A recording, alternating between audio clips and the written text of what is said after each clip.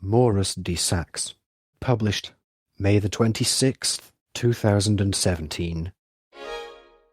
This article contains special characters. They are denoted as follows. And denotes left and right parentheses. Maurice, Count of Saxony. In German, Hermann Moritz Graf von Sachsen. In French, Maurice de Saxe. The 28th of October 1696 to 20 November 1750. Was a German soldier and officer of the Army of the Holy Roman Empire, the Imperial Army, and at last in French service, who became a Marshal and later also Marshal General of France. He is best known for his decisive victory at the Battle of Fontenoy and is honored in the Walhalla Memorial. Part 1. Childhood. Maurice was born at Goslar, an illegitimate son of Augustus II the Strong, King of Poland and Elector of Saxony, and the Countess Maria Aurora of Königsmark. He was the first of 8 extramarital children whom August acknowledged, although as many as 354 are claimed by sources, including Wilhelmine of Bayreuth, to have existed. In 1698, the Countess sent him to his father in Warsaw. August had been elected King of Poland in the previous year, but the unsettled condition of the country obliged Maurice to spend the greater part of his youth outside its borders. This separation from his father made him independent and had an important effect on his future career. Part 2. Military career. At the age of 12, Maurice served in the Imperial Army under Prince Eugene of Savoy, at the sieges of Tournai and Mons and at the Battle of Malplaquet. A proposal at the end of the campaign to send him to a Jesuit college in Brussels was dropped due to the protests of his mother. Upon his return to the camp of the Allies at the beginning of 1710, Maurice displayed a courage so impetuous that Prince Eugene admonished him to not confuse rashness with valor. He next served under Peter the Great against the Swedes. In 1711, August formally recognized him and Maurice was granted the rank of Count Graf. He then accompanied his father to Pomerania, and in 1712 he took part in the Battle of Gadebusch. At the age of 17 in 1713 he commanded his own regiment of the Royal Saxon Army. In manhood, Maurice bore a strong resemblance to his father, both physically and in character. His grasp was so powerful that he could bend a horseshoe with his hand, and even at the end of his life, his energy and endurance were scarcely affected by the illnesses his many excesses had caused. On the 12th of March 1714, a marriage was arranged between him and one of the richest of his father's subjects, Countess Johanna Victoria Tugendreich von Loben, but he dissipated her fortune so rapidly that he was soon heavily in debt. The next year, the 21st of January 1715, Johanna gave birth to a son, called August Adolf after his grandfather. The child only lived a few hours. Since Maurice had also given her more serious grounds of complaint against him, he consented to an annulment of the marriage on the 21st of March 1721. After serving the German Emperor Charles VI in a campaign against the Ottoman Empire in 1717, he went to Paris to study mathematics, and in 1720 obtained a commission as Maréchal de Camp. In 1725, he entered negotiations for election as Duke of Courland, at the insistence of the Duchess Ivanovna, who offered him her hand. He was chosen Duke in 1726, but declined marriage with the Duchess.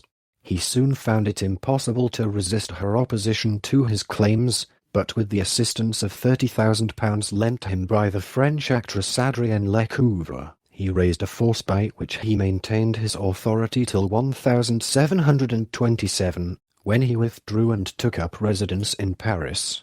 Lecouvreur was to die mysteriously shortly afterwards. There is controversy as to whether or not she was poisoned by her rival, Maria Carolina Sobieska, Duchess of Beulah. At the outbreak of the War of the Polish Succession, Saxe served under Marshal the Duke of Berwick, and for a brilliant exploit at the Siege of Philipsburg he was named Lieutenant General.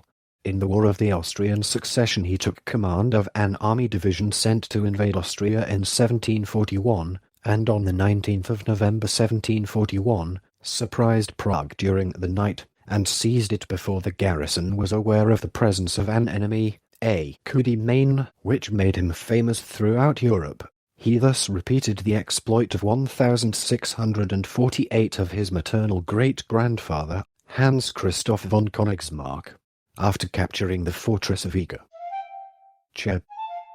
On the 19th of April 1742, he received a leave of absence, and went to Russia to push his claims for the Duchy of Courland, but returned to his command after getting nowhere. Saxe's exploits were the sole redeeming feature in an unsuccessful campaign, and on the 26th of March 1743, his merits were rewarded by promotion to Marshal of France. He had been given only 60,000 men to defend against an enemy army twice as large. From this time on, he became one of the great generals of the age.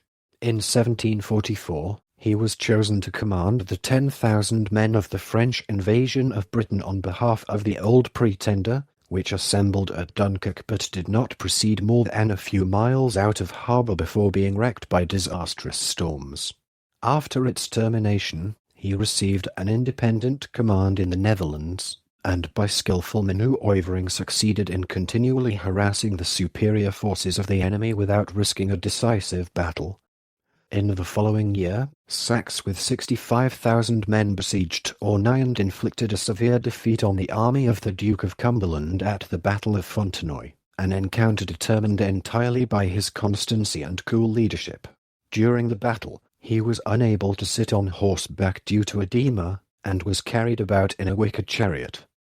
In recognition of his brilliant achievement, King Louis XV of France conferred on him the Château de Chambord for life, and in April 1746 he was naturalized as a French subject. Until the end of the war, he continued to command in the Netherlands, always with success. Besides Fontenoy he added Rocou, 1746, and Laufelt-Orval, 1747, to the list of French victories. He led the French force which captured Brussels, and it was under his orders that Marshal Lowendahl captured Bergen-op-Zoom. He himself won the last success of the war in capturing Maastricht in 1748. In 1747 the title once held by Turenne and Villars, Marshal General of the King's camps and armies, was revived for him. But on the 20th of November 1750 he died at the Château de Chambord of a putrid fever. During the last years of his life, Maurice had an affair with a French lady, Marie Genevieve Rainteau, who at that time was only 18 years old. In 1748 she gave birth to a daughter, the last of Maurice's several illegitimate children. She was called Marie Aurora. In French, Marie Aurore. After her grandmother, she bore the surname de la Rivière until 1766, when the Parliament of Paris formally recognized her parentage and she could assume the surname of von Saxen, or de Saxe. Marie Aurore married firstly in 1766 with Antoine, Comte d'Horn, 1722 to 1767, an alleged illegitimate son of Louis XV of France, by her second marriage with Louis Claude de Pan de Francquois in 1777.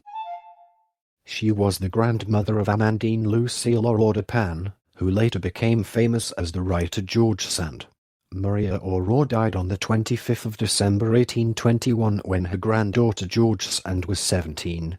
Sand included details of her grandmother's parentage in her memoirs. Part 3. Writings. Saxe wrote a work on the art of war, Ms. Reveries, which, though described by Carlyle as a strange military fargo, dictated, as I should think, under opium, was praised by Frederick the Great of Prussia, who kept a copy of Ms. Reveries by his bedside. Published posthumously in 1757, it was described by Lord Montgomery, more than 2 centuries later, as in fact a remarkable work on the art of war. In it, Saxe advanced a number of original ideas, but the most valuable contribution that he made was to subject military affairs to reasoned criticism and intellectual treatment, and the ensuing military doctrines were perceived as forming a definitive system. Saxe particularly abhorred the rigid discipline of the Prussian system, suggesting that the French character was fundamentally different from the German spirit, and therefore that French tactics must be similarly different. He upheld a belief in the universal principles of war, and therefore advocated the use of a deep ordre profonde, rather than rely on firearms. Saxe's Letters à Memoires appeared in 1794. His letters to his sister Anna Carolina Orzelska, the Duchess of Schleswig-Holstein-Sonderburg-Beck, preserved at Strasbourg, were destroyed by the bombardment of that place in 1870. 30 copies had, however, been printed from the original.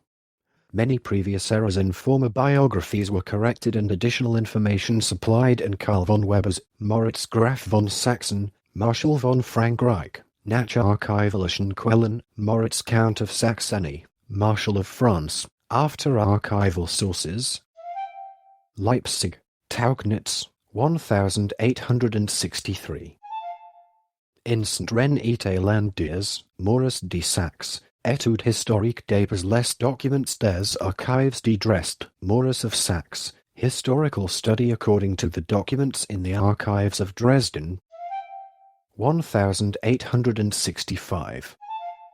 And in Comte Karl Friedrich Witzthum von Saxe, Maurice de Saxe, Leipzig, 1861. A biography in English is John Manchip White's Marshal of France, The Life and Times of Maurice, Comte de Saxe 1696–1750. Rand McNally and Company, Chicago, 1962. See also the military histories of the period, especially Carlyle's Frederick the Great. This recording is a derivative work from Wikipedia. For more information, please visit www.frogcast.org.